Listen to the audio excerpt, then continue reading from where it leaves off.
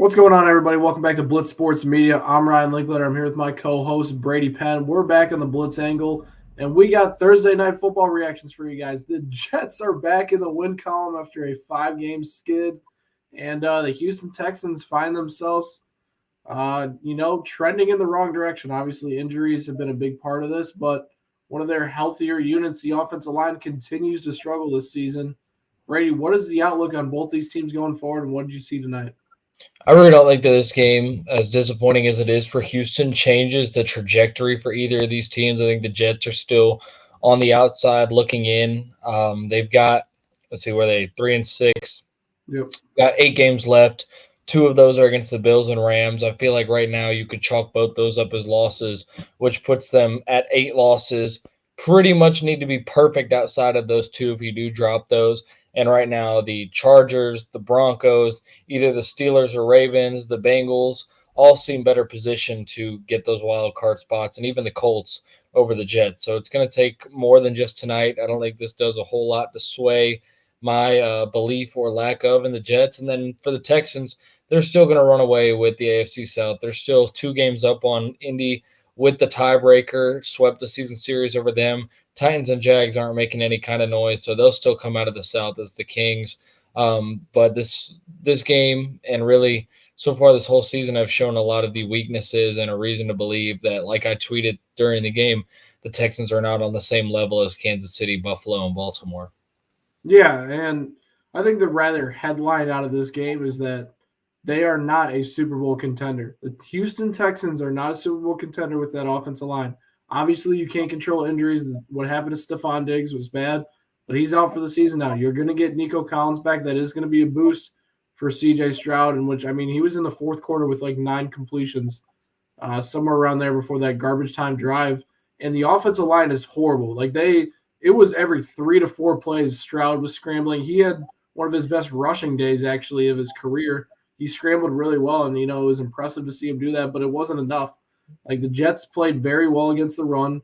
They weren't able to get that going. When they had the pass, they couldn't block anybody. It's been like this all season, and it's led to inconsistencies from that unit. Despite their record, they came to this at 6-2. They just don't look as dominant as that record has been. They have been struggling up front on the offensive line. The defense was impressive through halftime. Second half, what happened? Their corners got cooked. Stingley obviously played a lot better, but what's the rookie's name on the outside? Lassiter. Kamari Lassiter. Yeah, Lassiter was getting bullied in that second half by both Garrett Wilson and Devontae Adams. And, on the Jets side of things, right, people are going to be like, oh, the Jets are back. The Jets are so back. Guys, let's slow down a little bit, right? They had a good second half. They didn't play very well in the first half. They have a tough schedule upcoming. And one of the things that our concerns are with the Jets is that offensive line. The offensive line was inconsistent today, but they were better than the Texans, so they weren't a headline. But 2 special teams miscues that were very notable. A touchdown fumble that Houston got the ball. Like, it's still the Jets. They're still finding stupid ways to almost like lose the game. How do players keep doing that? Like, we saw last week with Pitts, we saw him get lucky. Like, I've never understood that. As a football player, every time I had the ball in my hands and had a chance to score, like even in high school, I made sure I crossed the goal line. Like, it was never a thought to drop the ball by my side or anything. Like, that's just so stupid to me. Yeah, I don't know. It doesn't matter. Like, poor guy, first career touchdown. No, not poor guy. That's on you. No, I feel bad for the guy, man. First career touchdown, just that's how it happens. Like, it's just a tough situation. But going back to the Jets, you're right. They don't have enough firepower to go down this stretch. Like 10-7 gets you in for sure. 9-8, you're praying that's some other teams, which could happen in the AFC. They still go 7-1 down the stretch, probably. I don't know. I'm not buying that either. It's just you mentioned you got the Bills game, you got the Dolphins. I think they have 2 games against the Dolphins. That'll be a tough game for them. The Rams, obviously, on that schedule as well. So the Jets had their chance against some easier teams, and they blew it.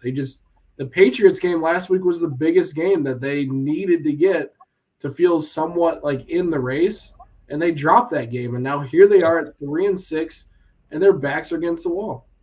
And it's important to note that that game against Buffalo is going to be in Orchard Park. They'll be on the road in that one. I'm not sure if the LA game is on the road or not, but the Rams are also a team that we feel like is trending up and is going to be at their most dangerous at that point in time. Let me get back here to that Jets schedule and see when that game is. So they've got the Cardinals next week. That's an interesting one. They've got the Colts the week after that. It feels like right now they're about to go through a stretch where they're playing teams that are similar on their level. So we'll see how it goes. But they've got Cardinals, Colts, and Seahawks, then Miami. Do we really expect them to go 4-0 in those games? Those are 4 straight teams that are fighting for a playoff spot. Exactly. I mean, Miami's obviously not in a great position, but they were in the playoffs last year, and they didn't have their quarterback for 5 weeks. That Rams game is in New York right before Christmas, late back half of December. Feels like the Rams should be good to go by then. Then the week after that, in week 17, is that Bills game in Buffalo. So I don't see it for the Jets. And then for the Texans, like you were saying, with the pressure that CJ saw tonight, it felt like the only time that Houston could have any success throwing the ball was on bootleg looks away from pressure where CJ's flowing away, like not traditional dropbacks. It felt like anytime that CJ was drop back passing, there was no chance. There was immediate pressure getting in, especially Will McDonald and Quinnen Williams just dominating on the line of scrimmage. And it makes you wonder, like, you look at CJ Stroud, and I don't think individually CJ has been quite as good as he was last year, but you also have to take into account the context of he has not had his best receiver for 4 weeks now, who is one of the best receivers in the NFL, in my opinion. He just lost Stephon Diggs for the year. That's a short week preparing without Diggs to try to implement a game plan. Tank Dell did have a good game tonight, which we talked about he might do. But other guys need to step up. Dalton Schultz isn't doing enough. In the run game, Joe Mixon is providing pretty much all of their offensive spark right now. And it's tough because his O-line is horrible. So is CJ really playing like an average quarterback, or has he just been dealt a really bad hand? I think that the reality lies somewhere in the middle there, that CJ has not played up to his standard, but at the same time, he missed that throw in the fourth quarter to take the lead too. Mm-hmm. Wide open Mechie on a slant route, great route, just overthrows. But again, there's pressure in his face on the play. Like, you give him an extra second in a clean pocket, and he probably hits that throw. It's tough. They're not in sync, and the most disappointing part about the O-line is the one guy that's really supposed to still be really good, Laramie Tunsil, has been getting destroyed. He's been horrible. It's actually been crazy his fall off this year. I mean, one of the best tackles in football, has so many penalties this season and can't block anymore. It's one of the weirdest situations. Will McDonald was cooking him all night long. And he got a bag too. He got another extension this offseason. So they're locked into him. And I mean, it's not like him to play like this, so I don't necessarily know if it's going to be a long-term thing with him. But it's definitely concerning considering that your best player in the offensive line has been this bad. What I will say with the Houston Texans, we talk about them not necessarily being a Super Bowl contender. The team they match up best with, I think, out of the teams we think could potentially come out of the AFC, is actually the Bills. I think they do match up against the Bills well just because of the Joe Mixon. The Bills don't necessarily have as good of a front seven as the Chiefs and the Ravens have this season right now.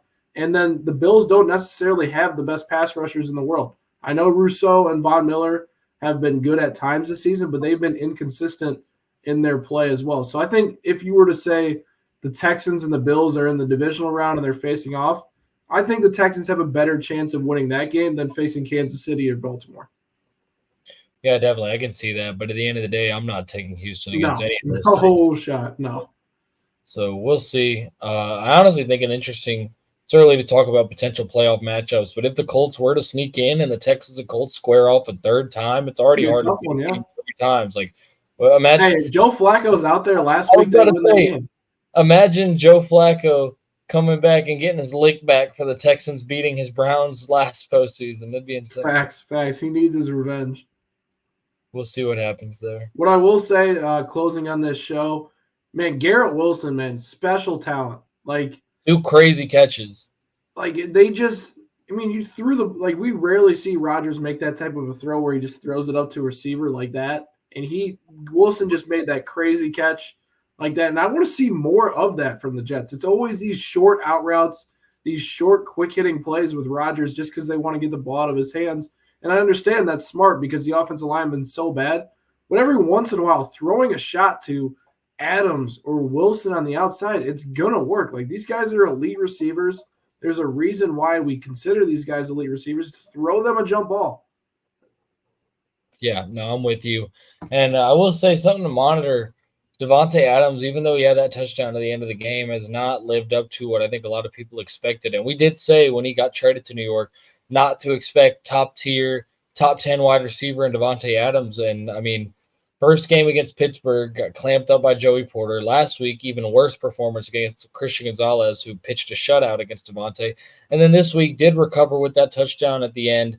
But I mean, we're still seeing drops. We're not seeing a ton of separation. We did see him beat Petrie on that last play, but it'll be interesting to see if this is a matter of just Rodgers and Devontae still regathering that chemistry, or if Devontae has truly lost a step here at age 32, I believe.